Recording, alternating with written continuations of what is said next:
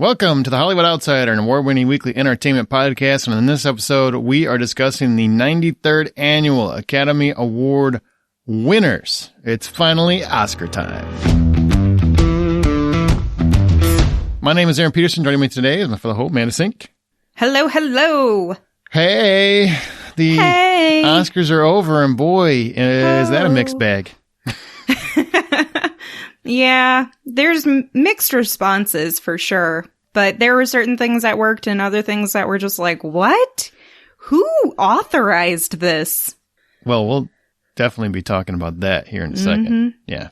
You know what? Let's just jump right into it, because what we're going to do for this episode is we're going to recap the winners, but first we're going to talk about the ceremony and specifically what were they thinking with that Best Picture choice. So, well, that's part of the minuses, I would say, section. So hold tight. Hold tight. So the producers of this year's ceremony were Steven Soderbergh, Jesse Collins, and Stacey Sher, and they insisted on nominees being present at the ceremony or at a designated location live. In other words, no pre-recorded speeches, which is why you didn't see at the very end. A lot of people are asking, why wasn't Anthony Hopkins there? Well, he's 83 years old and there's a pandemic. So he didn't want to leave his home in Wales and brave through a pandemic to go to London, which is where he would have to go to be there live. And yeah, I don't know why people are actually giving Anthony Hopkins grief about this. Like he's 83, man. He should be home. It's fine. I don't see the problem with that. I don't either. And among all of the shade that was thrown at the Academy, it's not like this was an intentional thing where he was like, screw you guys. He was just like, ooh, I like living, you know? Yeah, that was literally his mantra. He's like, oh, I was going to go, but man, life, right? I'm good with it. He even did a video earlier in the day doing a poem, or I believe it was a poem or something along those, a short story, whatever it was, in front of his father's grave, like honoring his father. I'm like, I just feel like he's letting everybody know, I don't want to be here just yet. Yeah, I guess that's probably what that means. Don't go gently into that good night, I believe is what it was. So I'm just saying. I don't know. What did you think about this call? Because this was a big call with the Academy this year. You know, a lot of award shows were doing Zoom meetings and whatnot. And the Academy said, no, we're not going to do that. You got to show up live. Or you can't be part of it. You got to be sure. Now, granted, they gave different locations around the world. There's a few different locations around the world. That's why you saw some people live.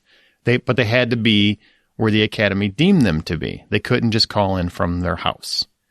How did you feel about that call? It's troubling. It's I don't like the idea of forcing them to not. Like, you have to be live at our designated location or you have to be live in our studio area. But at the same time, you also have the choice to just decline altogether, like Anthony Hopkins did, and just have the Academy accept on your behalf if you were that concerned. Now, I'll say I was impressed at mostly how they managed the Union Station setup. You know, where they had people still wearing masks, although it was majority of the time, I don't think I really saw too many people wearing masks. And I thought everybody would be kind of seated separately, and it looked that way at first. And then towards the end, I noticed that, oh no, they just kind of like have some people grouped together. They're just like spaced out is what they were. But some were like right next to each other. I mean, like Daniel Kaluuya and Glenn Close are doing the butt right next to each other. I mean, they're like dancing on top of each other pretty much. I loved that moment. But so that was, I don't know. It's my only thing is that, yes, that's quite hypocritical. And I know people have given me flack for saying this. I don't mean to say, like, this isn't a statement one way or the other on masks or anything. I believe in science and I'll say that. But my whole thing is this is the general celebrity group that fills the Academy seats. The Academy nominee and winner seats are, for the most part, the same people who were preaching for the past year. Wear your masks, don't go places, stay home. And I get we're kind of moving through a different time period and like things are adjusting, but we're not fully there yet. So it did feel super hypocritical to be like, nah, you gotta be there, man. You gotta come, or you've got to go to this other location so that way you're live. And I don't know. I just don't know how I feel about that kind of requirement to be honored. Like, most people, unless you've already won an Academy Award a few times or something, you want to be there and you want to do your acceptance speech. So do you really have a choice? Not really. I mean, in the scheme of things, it's like a once in a lifetime opportunity for many people. Yeah. So, and I'm sure they were tested up and down. I know they were tested a lot and everything else, but I mean, if anything, this past year has taught you that can get through. You know, you can be asymptomatic, you can be in too early a stage to test positive, but still spread it. You know, there's a lot of factors, and I'm not judging one way or the other. I do find it interesting that in California, I don't know if anybody else could pull this off, could have this arrangement. And I don't know if that's fair. You know, I don't really know if that's fair. Like, I get it. You're the movie industry. You're the entertainment industry. It's very important in California, but I don't know if that should give you special favor. I just, special designation. I don't, I love movies, and I do think there is an argument to be made that movies and television have been essential over the past year because it's kept many of us from losing our minds. On the same token, and awards for it, not essential to me.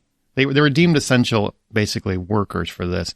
And I'm just like, no, I could see the art being considered essential. I could make that argument in my head, even though I don't, you know, doctors, nurses, transportation, grocery clerks, they come way ahead of this.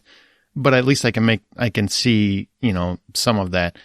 Awards? No, that's not essential. You could have done a Zoom call. I'm sorry if it doesn't look as pretty, but you could have.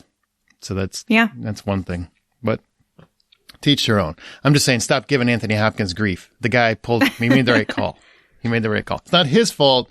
They chose to be complete assholes with how they handled the end of the show. My opinion. Because you just made, I'm just going to segue to that real quick because I want to mention it. They put Best Picture near the end, where Best Picture has always been dead last because it's the biggest award. And instead they put Best Actress and Best Actor after Best Picture. Now, the understanding seems to be, by many accounts, that it was because they expected Chadwick Boseman to win Best Actor and they were going to leave on a tribute. Well, instead, Anthony Hopkins won and he wasn't present. So it was literally the most anticlimactic Oscars I've ever seen. You know, it's just like, oh, he's not here. Bye. See you guys. And in my opinion, the reason why I use the word asshole, and I know it's very strong, but I'm sorry, Academy, you earned it this time, or Soderbergh, or whoever made that decision. You just basically put, and this is nothing to do with Hopkins or Boseman or anyone else, you just made the actors more important than the movie. And to me, that is already a problem in this industry where many of the crew don't feel like they're as important as the actors. And you just basically said, we're going to say these are the two most important awards because we're banking on a possibility that didn't come to fruition. I just think everything about that says everything that's wrong with the Academy these days. Yeah, I mean, elevating any individual above another in general is kind of crappy. Well, I shouldn't say individual because there are performances that are better, but I mean, like the occupations, if you will. Like to say that a director is more important than a cinematographer or that an actor is more important than a stunt actor. Like you can't place them above one another because they all have significant importance and couldn't, you know, without it, the movie wouldn't be what it is at all. One's more prominently in front of your face. Doesn't mean they're not just as important, you know? Exactly. And so I agree with you. I mean, I think it does send a really weird message behind our eyes and into our minds, or for the actors to be like, this is the glory. But it's, I don't know, it's supposed to be about the movies. It's supposed to be about the art, not the people. And quite honestly, and now I haven't seen The Father, so I can't speak to Anthony Hopkins' performance, but he and Frances McDormand are both class act talented actors. I don't know that at least Frances's performance was more deserving, like significantly better than Best Picture, like than the whole movie of all the movies. You know, that's just weird to me that they placed it in that order. And I don't think you should ever make a logistics decision based on a presumption. Yeah, well, or a possibility. Doesn't that make it almost come across like, oh, if it would have been, let's just say it would have been Chadwick Boseman, doesn't then it seem like either way this backfires. Either way, if he wins and his widow comes out and does a speech, which I'm sure would have been very graceful and wonderful, but doesn't then it feel like it's rigged at that point? Like there's no win by doing that. There's literally no win, because then it looks like the Academy knew ahead of time, where for eons they've proclaimed that they don't know until the night of the award ceremony, when it's, nobody knows. Only their accounting house knows. And so everything about that just said, we're hedging our bets and we'll see how it plays out. And it really backfired. And I don't think there's any way that it doesn't backfire in this situation. I think it was just poorly orchestrated. And up until that moment was actually a pretty enjoyable event. I really thought this is, you know what? I agree with you on the hypocritical nature of it. Very hypocritical. But in terms of just in watching the show as an Oscar fan, like I have every single year for the last, as long as I've been alive that I can recall, it was actually making the best of a bad situation, and I enjoyed it. And then it came to the end and I'm like, you just ruined your whole show by that. You literally ruined your whole show just by that stupid move. Yeah. Yeah. And I will say to their credit about how they handled and managed the acceptance awards speeches. There is one significant complication if you have pre-recorded speeches and you don't know who the nominees or who the winner is going to be. Somebody's going to have to ruffle through super fast and be like, okay, let me make sure I get the right clip playing and not the wrong one. That, I guess I can see, that's too much additional, There's too many possibilities that something will happen. It's 5 buttons. So Johnny's got to pick one of 5 buttons. Johnny, you can do it, Johnny. Come on. But, if you take our Johnny, for example, sometimes you hit the wrong button. And I can see how that would just make a whole disaster of a show. So I can at least extend some grace to that aspect of it, but not allowing them to do a live acceptance, I don't know. It's complicated for sure. And I think they did mostly a good job of managing the troubles of having this award show be at the middle / moving towards the end of a pandemic ? I don't know. But they did a decent job. They just really had some serious things that they should have thought more deeply about. Yeah. Somebody had a really bad day on Monday. I can promise you that. So somebody in charge had a very bad meeting.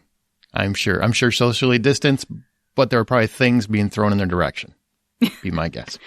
Yeah. Well, Union Station's where they set it up this year for the Oscars, which is interesting. It wasn't inside the Dolby Theater, which is a more enclosed location. And here we only have the nominees and their guests. So it is much more condensed in that respect and a little bit more open air. I was really bummed I didn't see a transient walk by. That would have been kind of a fun little homage, nod to the environment. But what did you think of this setup for the Oscars? Like Union Station in terms of, I thought it looked pretty sharp. Yeah. I mean, it looked beautiful. It was weird to see how close the stage was to the people. The seating people, because normally they're so far away that it feels like the stage is really elevated. And here it felt like somebody was about to give a PowerPoint presentation. So it was pretty, but it was a little. Who's got the clicker? Right. It was intimate, but I do think they did a decent enough job of spacing people out so that way they can not always have their masks on. It's just, again, still questionable about seating the groups together of people. Well, I mean, I think a lot of that was aesthetics because they want it to look. Yeah. They don't want it to look like you're always thinking about the pandemic, and that's for sure. I got the vibe from. And, I want to segue from that because I like the setup. I thought it was really interesting. I really did like the choice Soderbergh made. I assume it was Soderbergh to shoot it I think he shot it on digital, but through a film filter or something like that. So it looks very cinematic in terms of the presentation. So many of the shots and the award speeches and whatnot were captured almost in a film-like quality. And I did like that. I thought that was a nice touch for the circumstances. Another thing, and we'll segue into pluses of the event. A lot of people didn't like this. I think people preferred seeing the clips of the performances and stuff like that. I actually like this very personal approach to where instead of clips from everybody's performances or clips from the movie that they're being nominated for, you got a little inside detail on their either personal lives or professional lives, their aspirations. Like, I just like that, getting to know a little bit more about nominees that I didn't know a lot about. What did you think about that angle? Oh, yeah, I thought that was excellent. And it makes it a little bit more about the art and why that person was drawn to that role or what they did to accomplish that role, and less about, one moment. And I think for some people, if they haven't seen the movies, maybe that's why they like to see the clips, because they don't know how to judge those performances. And I do understand that it's a lot of content to watch, all of the nominees, but I think it's still doable if you just watch stuff throughout the year. And that's why people go and watch these award shows, is because they've seen the majority of these films, or they've seen a large portion and they want to see who gets to take home the trophy. So it didn't bother me at all that they removed that. And it was, again, very intimate in the guest host or the presenter of the award talking to that person and saying, hey, with your role X, Y, Z, this was really impressive, and I know this was very personal to you, or, whatever it might be. Those special extras were more important to me than just watching something I've already seen. Yeah, I like that. Very, very intimate. That's true. And you got presenters that are down on the floor. They're sitting right next to him. I kind of like that vibe. It just felt like a much more personable Oscars. And I think this is the third year they've done it without a host. I'm actually fine without a host. I kind of missed the opening. Regina King did a great job of like opening the show and getting us into the vibe. On the same token, I miss the big Billy Crystal number at the beginning, or the Hugh Jackman number at the beginning. Just that thing where you get a little movie pizzazz before you get into the show, and then you get some quips as you go. But on the same token, a lot of actors can provide those quips, and there's something to be said for, instead of getting that, we're getting a long, drawn out Harrison Ford is mad that he had to leave his house speech, basically. And so you get some fun bits along the way. I also liked that they didn't do a bunch of skits, because the skits are fun when you have that large, grandiose theater to work within, and that big stage, and everything feels like, they're watching a performance themselves, the actors that are there waiting for the award show. Mm-hmm. This was so intimate in so many different ways that I actually really liked how everything flowed, that there wasn't skits. There was the one quick moment where they had the game and stuff, and of course Glenn Close doing her dance. Oh man, that was fantastic. Like, that was the only game they had, and I'm like, I don't know why you've never done this before. Probably because it probably will only work once. The fact that Glenn Close knows hip hop this well, and can do the debut. I think that's fantastic. It just, like, everything about that was great. Everything about that. And I love that moment. Okay, so whenever someone they underestimate you, and you come back and you're like, hold on a minute, let me show you what I really know. Yeah, because he's ready to move on. He's like, oh, you don't know this. Let's bring up a different song. And she's like, no, hold up. Yeah. Like, I really appreciate that. I think that happens so often to people who are young. And I know it happens to me, where people will be like, you're too young, you don't know that. And I'm like, actually, I do, though. And so I could relate to her, where she was like, he was implying that this wouldn't be her genre or her understanding. And she's like, oh no, this is 100% in my wheelhouse. Let me get up and shake it. So it was really, really fun and engaging. And I agree with you. I don't think it will always work. I'll say in the beginning of it, I don't think it worked the way they intended with Andra Day, but damn, the shade she threw. It was entertaining to me. You kind of got to admire that, right? Like, she was just, yes. She's like, oh no, of course it wasn't nominated because it's the Academy, bitches. Mm-hmm. Yeah. That was great.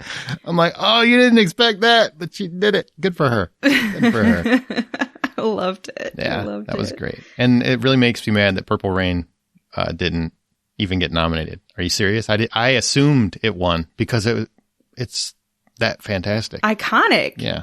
Yeah, me too. I assumed it too. And when it was like, she said, nah, I probably wasn't even nominated because it's the Academy. And then it happened that it was never even nominated. I was like, oh, ooh, this is awkward. And accurate. Awkwardly accurate.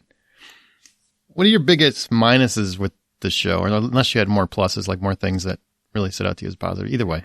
I mean, overall, I really enjoyed the way that they handled this. The minuses for me, the first one is, okay, first and foremost, the best picture we already talked about. That should for sure be at the end. It's just so weird and dumb and just a poor decision to not have it at the end because that's what people are waiting for. So if you do it early, people are going to jump ship from your telecast. And so you're going to lose viewers early. That doesn't seem like a really smart decision.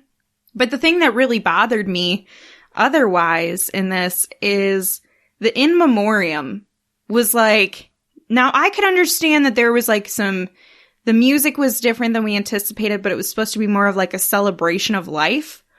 But because they used a faster song, I presume, the in memoriam flew by because it was trying to keep up with that beat. And I was like, some of these I can barely read the name because they put the name in a different spot. So I got to find the name and then I got to read the name. And I'm like, who was that? I didn't even get to see because I'm trying to look at their picture and see what kind of work they did because that's the kind of stuff that I like to see in the in memoriam. I like to see, where I actually have a moment to honor them, see them in their work, like in their passion. That's the kind of cool stuff to see and recognize and honor for people that maybe you don't recognize their name, but you see them doing their thing and you're like, oh, I don't know you, but you just really, you really loved what you did and you did some awesome stuff. So honor to you. But the pacing, some people flew by faster than others. It was just altogether, I was not a fan.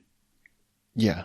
That was basically how the in memoriam went. Unless they really liked the person, then you could tell they hovered on them for a little bit longer. I'm like, wow. Yeah. So instead of the old applause where we got the applause meter, which is, the most popular people got the best applause and the people that aren't known didn't hear, crickets.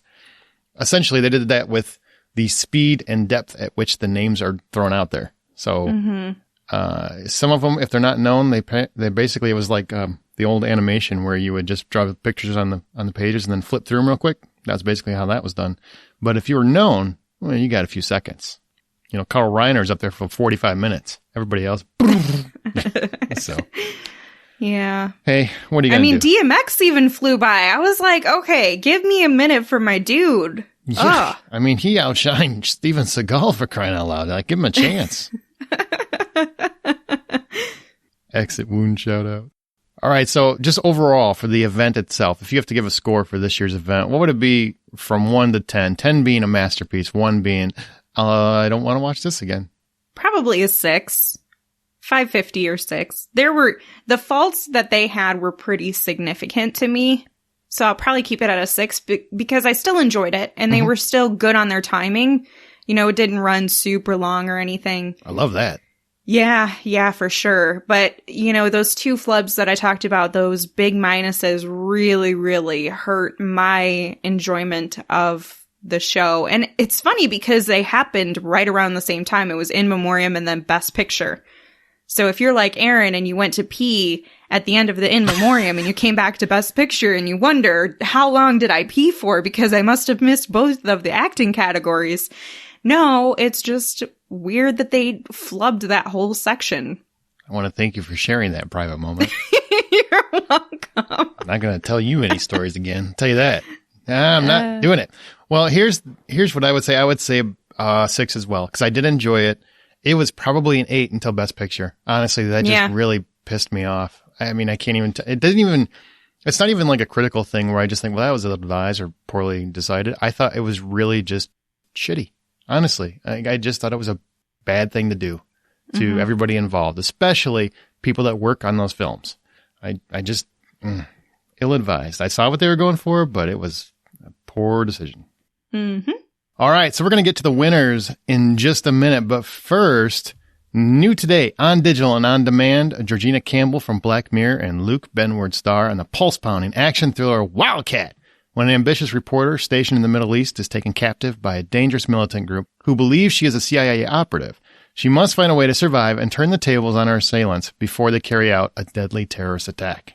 You can buy or rent Wildcat today on digital and on demand. It's rated R from Paramount Pictures.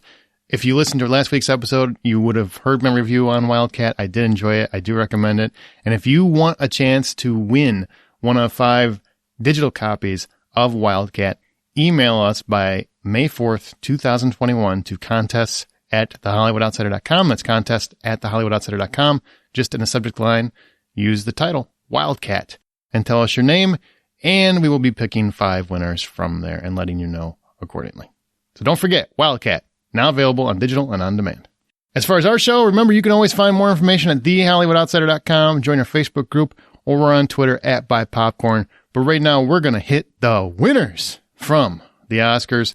Some of these, we're going to be like in memoriam. Some of them will go by faster. Some of them will go by longer. It just depends. We'll see where we're at. So we're going to start in the order that they did. And by the way, Best Picture will be last, as it should be. So if you didn't watch it, you're going to hear all the winners. But I'm just letting you know. Best Picture's last. We're not changing that. I don't care what the Academy does. We're not doing it. You ready, Amanda? I'm ready. All right. So I'm going to throw out the category and the nominees. No, we're not going through all the names. We're just going through the movies. And then, Amanda, you just call off who won. And we'll discuss it if you'd like. Best Production Design. Nominees were The Father, Ma Rainey's Black Bottom, Mank, News of the World, and Tenet. And the winner was? Mank. What do you think about Not really that? surprised. What do you think about it? Not really surprised by this one. I mean, I expected Mank to earn more awards, spoiler alert, but I wasn't surprised by the production design for this because, especially when you're thinking about how they had to set this up for a black and white style, I get it. I do understand it. You know, you have to really look at the set design and say, this is going to translate well to black and white because you're really only looking at shades. You're not looking at colors. And so I can see how this went there. I have long said that Mank is the most beautifully shot nap I've had in a long time. It's just a delightfully boring movie that meanders and is horribly self-indulgent in terms of story, but it looks fantastic. I have no problem with it winning production design. It does look beautiful. If it would have won Best Picture, I don't even know if I'd be doing this podcast because I'd be laughing so hard. I just don't think it deserved it. I mean, you're right. I kind of expected it to win more just because Hollywood likes Hollywood and their movies tend to do well. Sometimes they even think they win when it's really Moonlight. So I expected to be some more Mank in the tank, but thankfully we only got a couple. So Best Production Design, I'm okay with it. Best Visual Effects. Nominees were Love and Monsters, The Midnight Sky, Mulan, The One and Only Ivan, and Tenet. And the Oscar went to? Tenet. I mean, it makes sense. I was pulling for Love and Monsters. You were as well, I think, right? Yeah, absolutely. I was really hoping that they would. And I understand why they went with Tenet because they had such a big budget to make things so visually impactful, but I also wish that they would take into consideration these more independent films and how much harder they have to work to make things come across so beautiful with a more limited budget. And so that's something that really stood out to me for Love and Monsters was I was really impressed by their visual effects. Yeah. Yeah, everything you just said, it works great. Tenet had some fantastic effects, but I'll be honest, I remember Love and Monsters more. Mm-hmm. And I remember the effects more, and I thought they were really interesting creature designs, and they really, because the budget was a lot less than what Tenet had to work with, and I think the effects were just as good, if not better. So whatever. Okay. Sad times. Moving on. And to be honest, in this year, there weren't as many for competition. So I do think you probably would have saw some different titles had many of the blockbusters come out last year. Mm-hmm. But because of that, you saw a lot of smaller films getting more notice than they probably would have. Best documentary short, Colette, A Concerto is a Conversation, Do Not Split, Hunger Ward, and A Love Song for Latasha. And the Oscar went to... Colette. which that's the one about Nazi occupied France, right? And it's a woman who's facing her history like 75 years after the fact. A lot of people love this story. Yeah, absolutely. I was wondering if A Love Song for Latasha would get a win here, but it looks like Colette pulled through.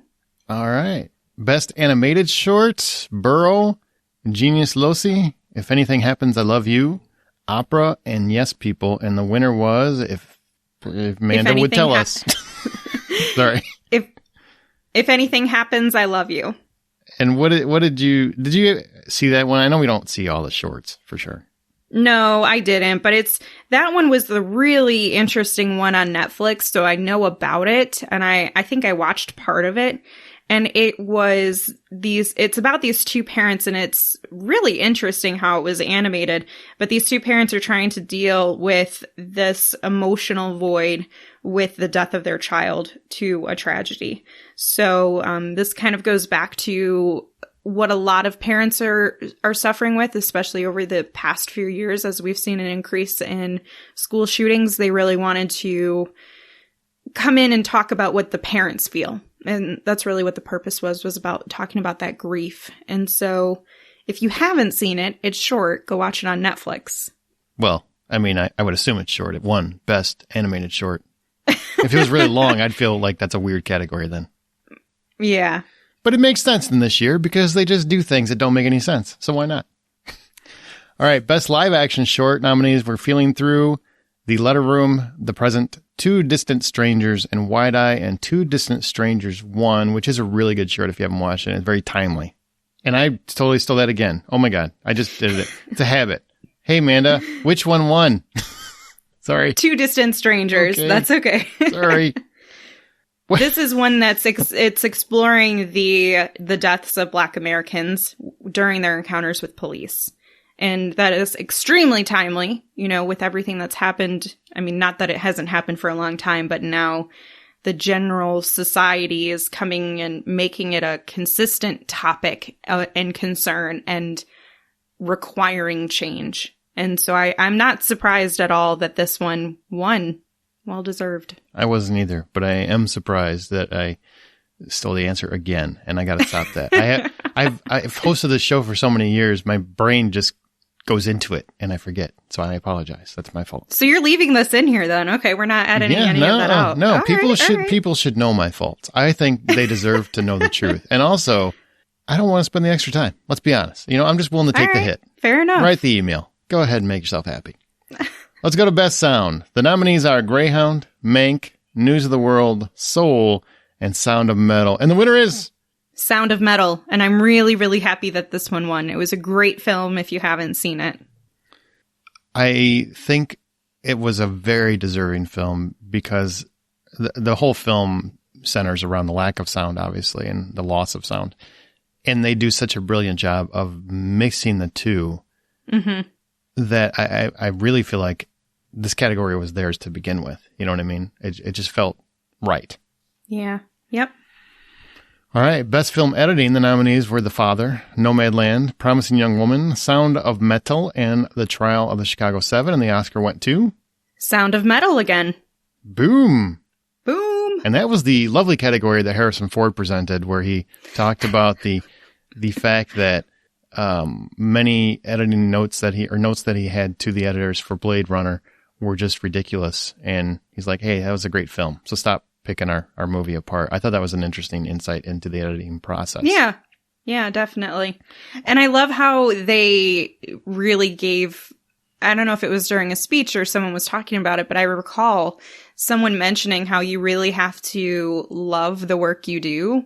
I think it was during the acceptance speech because I think he was thanking his wife for allowing him to spend endless hours with his love affair of film editing. Yeah. And it really took me back to when Aaron started this podcast and listening to him talk about editing and how tumultuous that process is. And then my experiences with it. And it's something where I don't think a lot of film editors get the credit they deserve for how hard they're working to make things come together so seamlessly, because you see or hear the end product, referring to podcasts as well.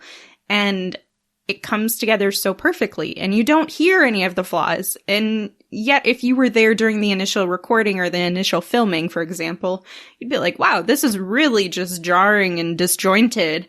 And then this person puts it all together and makes it beautiful. Yeah, and editing matters, man. If you get the wrong editor, you end up with Mortal Kombat, which is a fine enough film, but splotchy as hell. Definitely needed Sound of Metal's editor to make that work. And also, I another note on Harrison Ford. I'm officially concerned about Indy 5 because I'm not so sure he was awake through most of his presentation.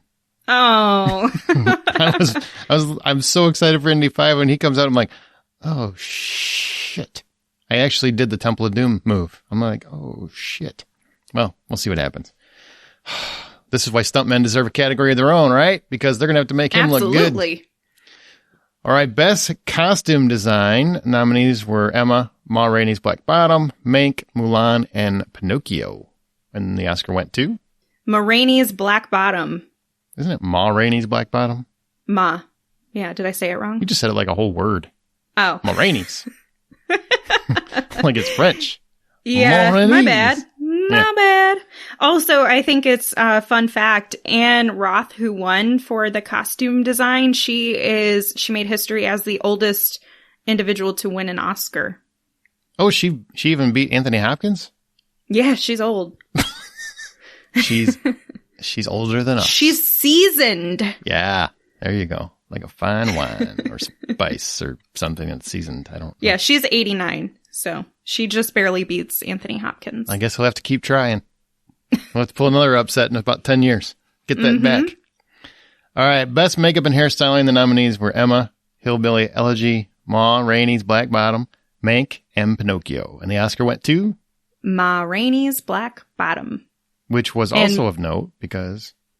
Yeah, Mia Neal and Jamaica Wilson became the first black-led hair and makeup team to win an Oscar. We've got a lot of firsts and historical achievements here in the Oscars, which is cool in this moment, but is also very sad when you think about how long the Oscars have been going for and how they're first times for things like this. Yeah. I mean, and if you're like, well, why is that even worth mentioning? 93. This is the 93rd. Yeah. That's a lot of options. Yeah. You know what I mean? A lot of opportunities. So good. That's fantastic. All right. Now we move on to Best Cinematography. And I love how they said, it's so hard to describe to people because most people don't know what cinematography is. But I love, like, this is where I love the personal touches because they gave each of the nominees kind of like a little line to explain how they would define the importance of cinematography and what's important for them. So I like that touch. That was cool. But the nominees were Judas and the Black Messiah, Mank, News of the World, Nomadland, and The Trial of the Chicago 7. And the award went to Mank, to no surprise. Yeah, I mean, I'd give it that. Like I said, beautifully shot. Beautifully shot. I saw some people who were like, oh my gosh, I can't believe this. This was such a surprise. This is an upset. And I'm like, how did you not see Mank coming for some of these categories? Yeah, I mean, in this one, I could see Judas and the Black Messiah. I think that was beautifully shot. And News of the World, it's a Western, but I didn't think it really stuck out in terms of the cinematography. Nomadland, I mean, really, it's just basically handhelds. And I guess if you want to call the shot where she's shitting in a bucket beautiful, fine, but I won't. It's just like, it didn't stand out to me. So Mank did, production-wise, cinematography-wise, how it looked, definitely stood out. Mm-hmm. If only the movie would have. The story. God, just call it Stank. Seriously. I like these twists on the names you have. Sorry. So quippy. I'll stop. All right, Best Adapted Screenplay. The nominees were Borat subsequent movie film. Should have been tossed out from the category. Like, it shouldn't even be allowed. So much of that is improv. I don't even understand how that's in here, but whatever. The Father, Nomadland, One Night in Miami, The White Tiger. And the Oscar went to? The Father, which you definitely raved about. You still haven't seen The Father, right? That's one you haven't seen? I haven't. I really, really want to, but I haven't seen it. I keep telling people, like, as soon as this category came up, I said they need to win because The Father is all about dementia and a person wrestling with the past and the now and his perception of where he is in life at that moment. It's beautifully done. And it's so hard to do because it feels so confusing at first to us. I mean, it really puts you in the shoes of someone with dementia. And I think that's very hard to do without feeling like a gimmick. And it never feels like a gimmick. It really, really felt like we were in his shoes. And that, it just impressed the hell out of me. Like, just really took me aback and made me sit back in awe of that script. That script and that performance. Anthony Hopkins was phenomenal, which we'll talk about in a minute. So you need to watch that one, is what I'm saying. Yeah, definitely. Best original screenplay, Judas and the Black Messiah, Minari, Promising Young Woman, Sound of Metal, and The Trial of Chicago 7. And the Oscar went to Promising Young Woman! Yay! Emerald Fennell is the first woman in 13 years to win Best Original Screenplay. And it was a damn good film. I am still a little disappointed it didn't win more awards, honestly. Me too. That's a great film. And I will say, we always have this debate about what should be nominated. Should it be the best film or it should be a movie that's the most entertaining one you could come back and rewatch and da-da-da-da. If I were to base it on rewatchability, Promising Young Woman would be the winner. Do you agree with that? Or where do you stand? Like, is it your best picture of the year or? That's a tough question. I would say in this Best Original Screenplay category, it's the most rewatchable for me. But these competitors for the nominees for the Original Screenplay category were all so good. I mean, Judas and the Black Messiah, Minari, Promising Young Woman, Sound of Metal, and The Trial of Chicago 7. Those are all really excellent films. So you're not, I mean, I wouldn't have been disappointed if any of them had won, but I am happy to see Promising Young Woman win. Me too. And she was so excited. That was great. Yeah. She was so excited. Best Original Song, Fight for You, Judas and the Black Messiah, Hear My Voice, The Trial of Chicago 7, Yusavik, Eurovision Song Contest, Eocene, The Life Ahead, Speak Now, One Night in Miami, and the Oscar went to Fight for You, Judas and the Black Messiah. Her won that one. Loved their speech. They were so surprised. Mm-hmm. So absolutely surprised. Yeah, that's always a really cool moment to see people who are like, oh my gosh, I didn't expect this at all. So let me put together my speech. We're just genuinely humble people. Those are the best ones, though. Those I wish more speeches were like that. Oh my God. And I loved her, no pun intended, outfit. Like everything about her whole vibe. She just seemed like incredible. Yeah, that was a nice outfit. All right. Best Original Score. I Just Got Creepy. Defy Bloods, Mank, Minari, News of the World, and Soul. And the Oscar went to Soul, the animated film. And were you surprised? Trent Reznor, Atticus Ross, and John Baptiste. What did you think about that? It's funny because Trent Reznor was nominated in 2 categories. They were nominated in 2 categories. Mm-hmm. Yeah, I all I knew is that I wanted Trent Reznor and Atticus Ross to win. I didn't care for which film because they're just so incredibly talented. That team is just super powerful. So I was just happy to see them win. But I also thought it was super cool that they gave John Baptiste the opportunity to speak as the third in their group. Mm-hmm. And he kind of went on a little bit lengthy, but I respected it. I liked his enthusiasm.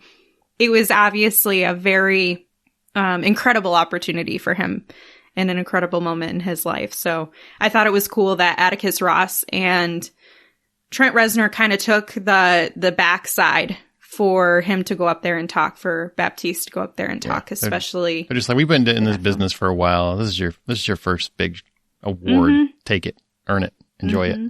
Yeah, it was great. Best documentary. And it's a great score too. I mean, honestly. So of those, I definitely think it's the best score by far. Best documentary feature, Collective, Crip Camp, The Mole Agent, My Octopus Teacher, and Time, and probably one of the biggest upsets of the night, actually. Yeah, which is funny. Normally documentary feature isn't where you have your big upset, and right. My Octopus Teacher is the one who took it. Now, I haven't seen My Octopus Teacher, but I've heard some really cool things about it and the way that they filmed it. It's really good. It's on Netflix, so you can watch it. Yeah, it sounds really, really cool. So. The dude makes friends with an octopus. And it looks like they're really friends, not just, oh, he shot it a certain way. And it looks like, no, man, they're like shaking hands and stuff. It's great. Absolutely cool. And if you can watch that and not have hope for the world, I just don't. I mean, it's a very hopeful movie, I would say. It just shows that friendship comes in many forms. So beautiful. Beautiful. Best animated feature, Onward, Over the Moon, Shaun the Sheep movie, Farmageddon. What? Soul and Wolf Walkers, which apparently is the Frances McDormand documentary. I don't know what the hell that was about. But anyway, the best animated feature, the Oscar went to? Soul got its second award. Yeah, I wasn't really surprised. That's Pixar. They seem to win this almost every year.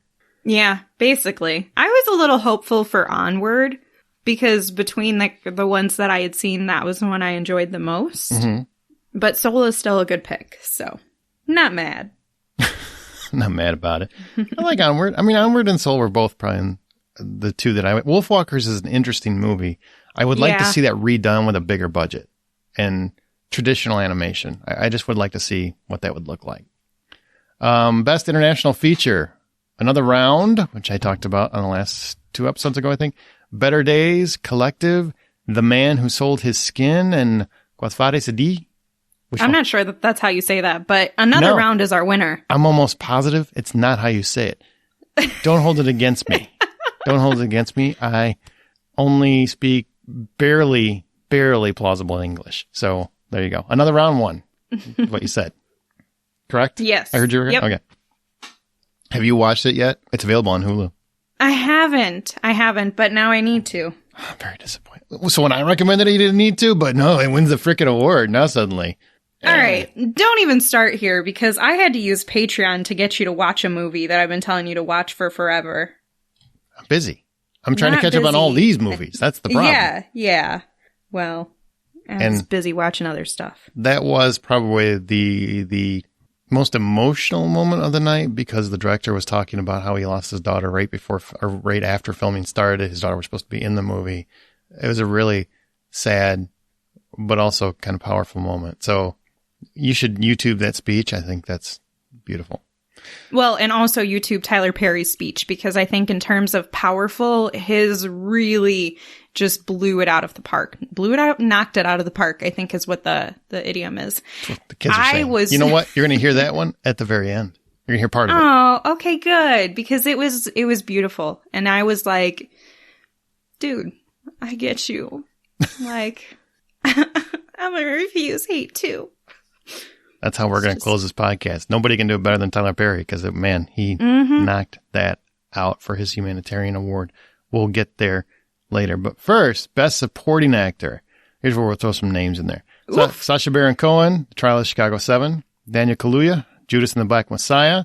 Leslie Odom Jr., One Night in Miami. Paul Raci, Sound of Metal.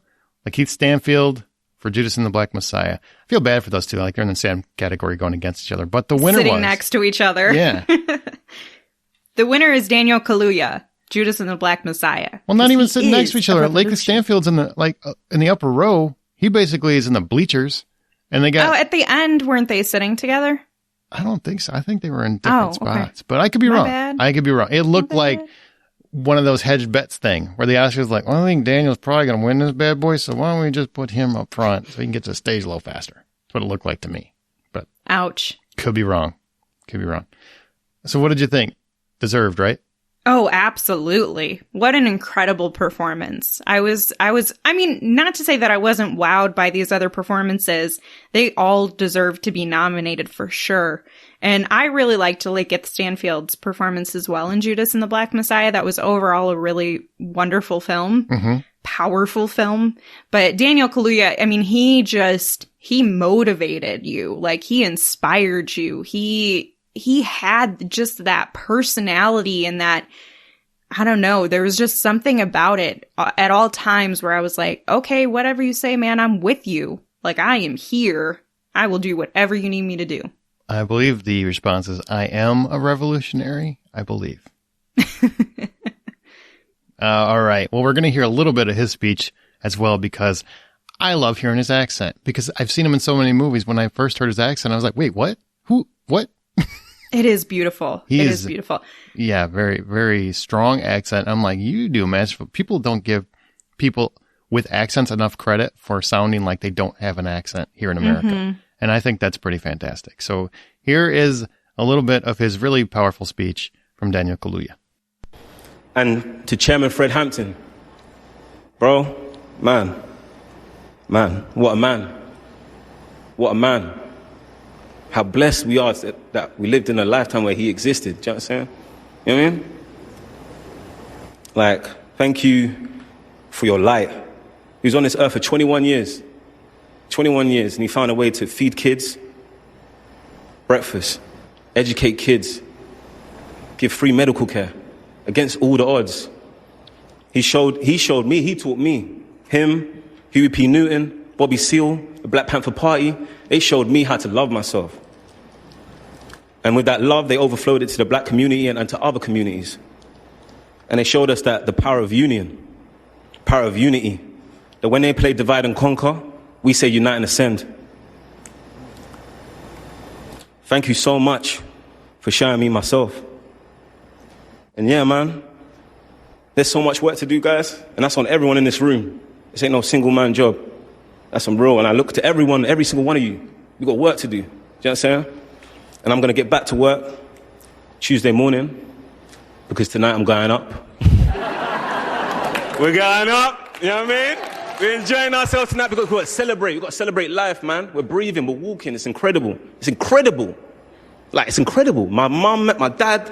They had sex. It's amazing. Like, do you know what I'm saying? I'm here. You know what I mean? So, I'm so happy to be alive. So I'm going to celebrate that tonight. Do you know what I'm saying? And I appreciate every single person in the room. Appreciate everyone watching at home. You know, love. Peace, love, and onwards. We go again. All right, now we'll move on to Best Supporting Actress. Maria Baklava from Borat, subsequent movie film. Glenn Close from Hillbilly Elegy, which is funny because she was nominated for a Razzie for the same performance. But okay. She was great. You know what? Take that Razzie and put it up your butthole. Well, she could just knock it over with the butt. Olivia Colman for The Father. Amanda Seyfried for Mank. And Yoo Jung-yoon for Minari. And the Oscar went to Yoo Jung-yoon. She is the first Korean person to win in one of the acting categories. And she is right now one of my favorite people in the entire universe. Really? I legitimately want to hang out with her. Have you seen how funny she is? And in that film, she was awesome. Like, I loved her in it. So I want to hang out with her sometime. I remember, was it the BAFTAs where she won and she basically insulted all British people because they're snobbish? Yes. Of course she doesn't mean to. It's not intentional. And I certainly am not laughing at her misunderstanding of, English, but she's just very bold and forward. And it's just so different from American culture. And I really love and appreciate it. And she's just hilarious. I just want to have like Korean barbecue with her. That's funny. And a little additional insight for people that were like, wow, is she hitting on Brad Pitt? She might have been, but he also was a producer on the film. So he also wasn't on set, would be my guess. He didn't come to set. So you could take that either way you want to. I mean, I get it if she was hitting on him. Yeah, I get it. All right. Now, Best Director, Lee Isaac Chung for Minari. Emma Fennell for Promising Young Woman. David Fincher for Mank. Thomas Vinterberg, Another Round. And Chloe Zhao for Nomadland. And the Oscar went to Chloe Zhao, the second woman ever and the first woman of color to win the Oscar for Best Director. That's pretty fantastic. Good for her.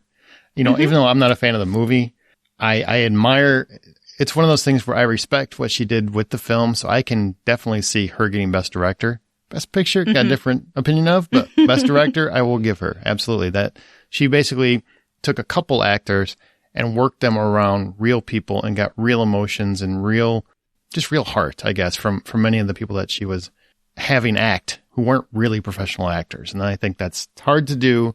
So I definitely respect that. Yeah, definitely. It doesn't necessarily make a great film, but but it does make for a great director. Best Actress, Viola Davis, Ma Rainey's Black Bottom. Beautiful. Oh She my was God. stunning, yeah. Andra Day for the United States versus Billie Holiday. I really like her now. I just love like her. the shade she tossed at the Academy just while she's there, and she's like, yeah, I don't care. You guys are wrong on this one. Vanessa Kirby for Pieces of a Woman. Frances McDormand for Nomadland. And Carey Mulligan, that's never going to not be funny. Carey Mulligan for Promising Young Woman. And the Oscar went to Frances McDormand for Nomadland. My favorite part of that award is all the people that were surprised by it. I'm like, she's been taking every freaking award. What are you surprised by?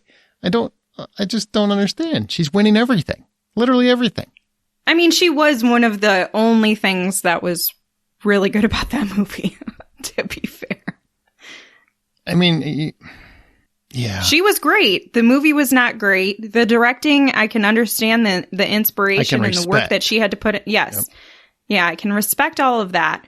And I think Frances McDormand, I know she's super talented and, you know, she was good, but it was everything else that lacked it. But we'll get to that when we get to it. Yeah, it's coming. We're almost there. All right, Best Actor, Riz Ahmed for Sound of Metal, Chadwick Boseman for Ma Rainey's Black Bottom, Anthony Hopkins for The Father, Gary Oldman for Mank, Stephen Yeun for Minari. And I will say, this was a really tough category, just across the board.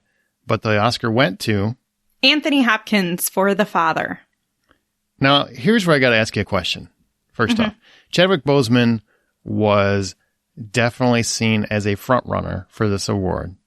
And I'm sure for many, that's because he passed away and it would be like an honor for him. Now, some people feel differently about that. I want to know kind of what's your stance on an actor getting an award, not because they pass away, but where it could definitely be seen as a way to honor them after they pass. Do you agree with Because it's their last performance, sort of thing. Yeah, it's their last performance, essentially. How do you take that? Here's my thing for Chadwick Boseman.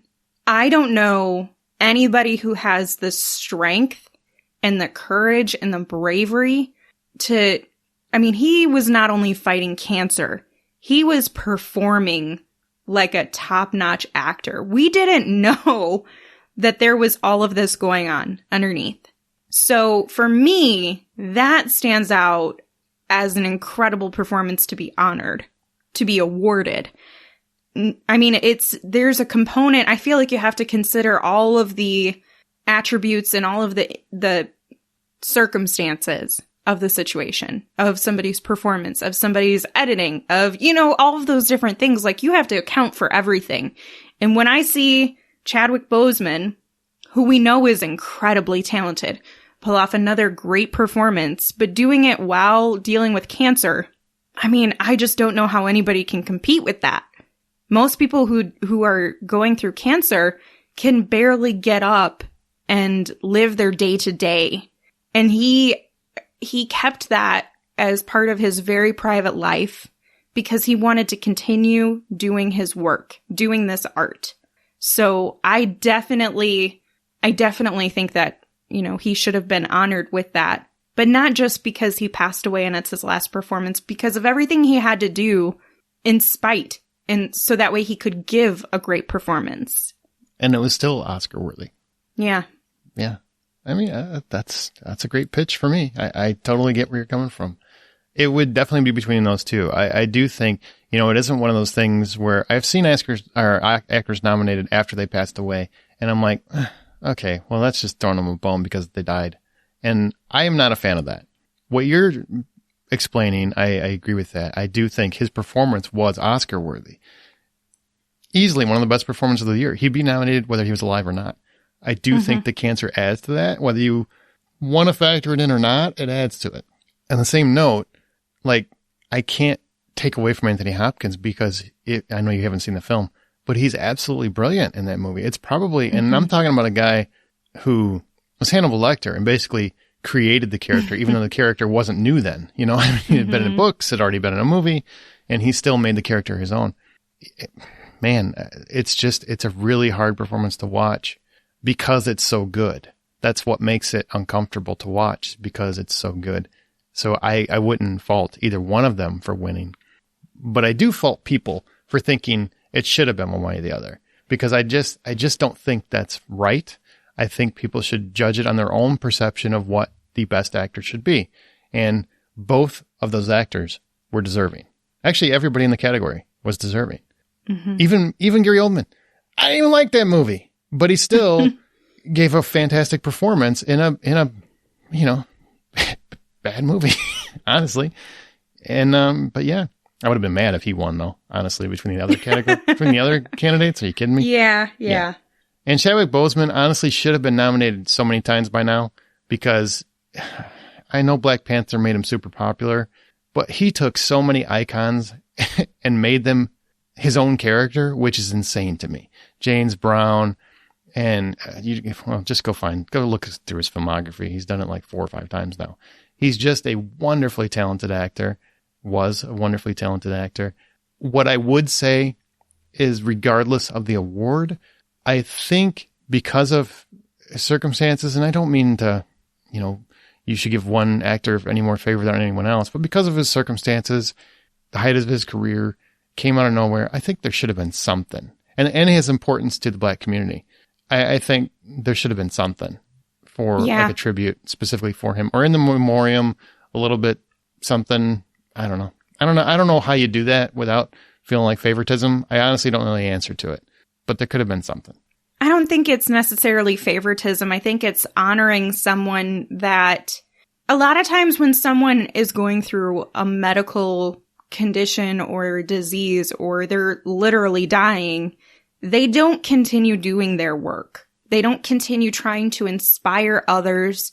And that's not to take anything away. It's just they don't have energy. They don't have, they're missing so much of themselves. Yeah. Due to the disease that they're fighting. And so for me, I think so much of it is he created so much movement for Black actors, for Black kids to look up to that didn't exist before. And like you said, taken those characters and really made them his own, and was so talented.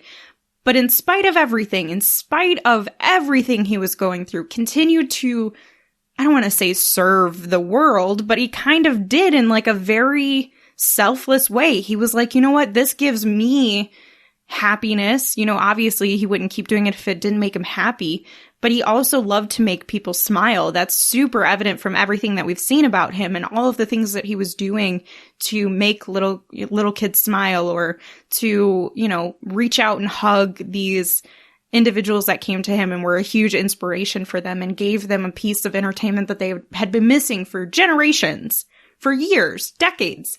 And so to honor somebody like that for their complete dedication to the arts, I don't think that's favoritism. I think that's just truly honoring them for the effort and the work they put in, and us giving a piece of that back to his family. Yeah. Felt bad for his poor widow who was in the stands, and then they had to be dead last, thinking, probably in her mind, I'm sure, because the assumption was that he was going to win, and then he didn't win. So it just breaks my heart for that family. I just feel like it's an added slap that wasn't needed, Yeah. Just wasn't needed. Yeah. Anyway, we've already talked about that, but congratulations, Anthony Hopkins. I can't fault his performance. He was fantastic in that movie, and I do want to, just because he didn't get a chance to do his acceptance speech, so he threw it online the day after, because he apparently didn't even expect to win. So we're going to play that here for you, because you know what? The Academy sucks. They should have allowed this for an 83-year-old man who didn't want to, endanger his life. Jackasses. All right, so here you go. Here's Anthony Hopkins' so sweet speech. And selfless. Good morning. Here I am in my homeland in Wales, and at 83 years of age, I did not expect to get this award. I really didn't. And very grateful to the Academy and thank you. And I want to pay tribute to Chadwick Boseman, who's taken from us far too early. And again, thank you all very much. I really did not expect this. So I feel very privileged and honored. Thank you. Okay, Leslie, Best Picture. The nominees. Is it though? No. Sorry, go ahead. No, it's not. It's not. No. You know how you know it's not Best Picture? They couldn't even put it at the end where it belonged. They're like, we know this thing doesn't qualify. Come on, this is a different kind of year. The nominees are The Father, Judas and the Black Messiah. Both worthy. Yeah, both better, for sure. Mank, Minari, still better. Worthy. Nomadland. Nomadland. Nomadland. Nomadland. I just want to make sure you guys heard what. Meh. Yeah, there you go. Promising Young Woman, way better. Sound of Metal, way better. The Trial of Chicago 7, way better. Okay, so of those, Amanda, of all of these deserving nominees, the only ones I would say probably don't deserve to be here are Mank or Stank and Nomadland. So of these nominees, which one won the Best Picture Oscar? Nomadland. I think they should have just stopped the show at that point. I mean, we were all kind of sad and just like, all right. I mean, I kind of started to check out. I was like, are you kidding me? I was to the point where I was like, I don't even care who wins. And then I was like, well, I want to see if Chadwick Boseman wins. So I obviously held out and waited. But maybe that's why they did it like that. Because they're like, wait, people are going to check out once they know we picked the worst one. Right. This is where I'm just going to jump on the QAnon back. This whole thing was rigged. This whole thing was rigged. Whole thing was rigged. I don't understand it, but the whole thing was rigged. I just... And it's just super... I don't know. I don't get it. And maybe it's just me. Maybe I just don't get it. Not just That's you. fine. I don't get it either. Watch the whole movie. I even started watching it again thinking, am I doing it wrong? Like, am I watching the movie wrong? Should I watch it upside down? Should I turn the TV on the side? What do I got to do to enjoy it? Am I supposed to be on shrooms to enjoy this? Like, what do I need to do differently? It's like, I enjoy the idea of it. Frances McDormand, I thought, did a wonderful job with it, but I just didn't. I was so bored. I mean, yeah, it was first very and boring. foremost, I think a movie has to be entertaining. Not like, not entertaining like whiz bang special effects. Look at them, jets flew by. Not like that. I don't want it to be Fast and Furious all the time. But I gotta not check my watch every 5 seconds going, is this thing over yet? Is she done shitting in the van yet? Like what? Okay. I get it. She's trying to find herself. Can she find herself yet? Because I'd really like to be done. That's too bad. What I would recommend is if you watch Nomadland and you didn't understand why it won Best Picture, that instead you should go watch The Father. You should watch Judas and the Black Messiah. You should watch Minari. You should watch Promising Young Woman. You should watch Sound of Metal. And then you should watch Trial of Chicago 7. You can skip Mank. Yeah. Yep. Just don't do it. We're so mean. All right. You know what? That's going to do it for all of the nominees, but we still have one prize to give, and that's the winner of our Oscar contest for those that entered, all of you. It's been accounted for. We have done the tallies. We've picked the winner, and the winner is... Amanda Spa. Spa or Spa? Spa? I don't know. We're kind of making a guess here. I mean, we have your email address. We just don't want to announce it. So we'll email you. But I will say that this was very close. And we should also give a shout out to Kyle Nolan. So we started going down the big categories, right? To figure out which ones did they get right. They both had the same answers for Best Picture, Actor, Actress, Supporting. Oh, so directing. They knew Chadwick Boseman wasn't going to win too. So they knew, don't put that last. They had that figured out. Well, I don't remember what they picked, but they had the same answers. So even the ones they got wrong, they were still getting the same ones wrong. They got wrong together. But then it came to cinematography. And that's where our winner, Amanda, had gotten it right. Kyle didn't. So they both did a wonderful job with their guessing game. It's just we kind of went down those big categories.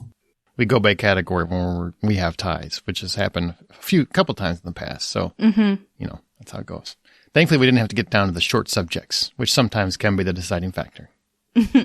Hey, that upset could have changed things for real. Sure. That documentary. Sure. It could have. All right. Well, that's all. Is there anything else you want to say on this year's Oscars? Is there anything you want to see next year? Like anything from this year you want them to bring back for next year's event? I like the intimacy of it. I really did. And I think that Oscars will be back to kind of more traditional Oscars next year. Did you miss them singing the songs, or are you okay with them not singing the songs? You know, somehow we ended up with the same amount of time and nobody sang songs. So, but like I said, I don't think that would have worked as well for how small that room was and the performances being in there. That would have just been super weird. So I liked that they had kind of a live DJ doing it all, and we got to see his directorial debut, which looks really cool. But I like seeing the live performances of the songs. You know, music is a really important art, and it can make or break a movie for sure. You know, that adds all of the tone and the atmosphere to a film and a scene. So I like it, but I like it when it's on a big stage and it seems like it's meant to be performance-y. Well, a train station, they could have done it like you would see at a train station, where it's just the guy with a saxophone in the corner, you know, and he's just got a box waiting for change. You could do that. Hey, if they're at a train station, they could have just they could have performed on the train as the train passed by. So it would have been really brief, like one song and then a few carts down, the next zooming song. By with the band in the car. Hey, look, they had no problem zooming by the in memoriam. Why not the songs? Like that. Yeah, but we would have just done like one song and then a few carts down. It would have been another band doing their song and then a few carts down. Socially distanced train cars. Yeah, I like it. You know where they did need some music? When those speeches were going. Because, damn. Ooh, Lord. A few of them were thanking people, you know, they don't remember, barely. So, come on, let's get to it. Can we make a list of like the top 6 people you want to thank, and that's it? You get, or top 10. You get 10 people, that's it. I don't want to hear about your grade school teacher. I just don't. Let's get to the point. And that's where the band comes in handy. Play them off, man. Get them out of there. I just feel like it would have been so awkward for even like the DJ to play music and cue them off because they're so close to everybody else. So close. Oh, yeah. It would have been really awkward. You know, that's probably why they have the band below. The orchestra is always below the floor because then you can't throw things at them. You know, it's much harder to hit them. Well, here, they just be throwing forks or whatever at a poor guy. Mm-hmm. You know, he's right across the hall. That's not cool. Yeah. I'm good with the no host thing. I just would like the opening to be done, like a cinematic opening. I just think that's a good way to begin the Oscars. But for sure. We'll see what happens. And I like the cinematic shooting of the winners. I think that was really well done. I'll say in closing of this, since the Academy lacked an honor to Chadwick Boseman, spend some time this weekend and honor him yourself. Oh, I like it. Go watch Ma Rainey's Black Bottom. It's on Netflix. Mm-hmm. Do like a weekend of Boseman, you know? I like it. A Chad weekend. Yeah. Well, share your thoughts on this episode or anything else in our Facebook group or on Twitter @BuyPopcorn. Our site is thehollywoodoutsiders.com. You can rate and subscribe to our podcast on your preferred podcast app. You can also find John's artwork on Insta and Twitter and @RJohnDraws, Amanda's on Veronica's Marshmallows and Smirk and @SinkIntoThis, and me on the Blacklist Exposed and presenting Hitchcock and @AaronSmirks on Twitter. Remember, guys, the next time you head to a theater or watch the Oscars next year comfortably from your couch, buy popcorn.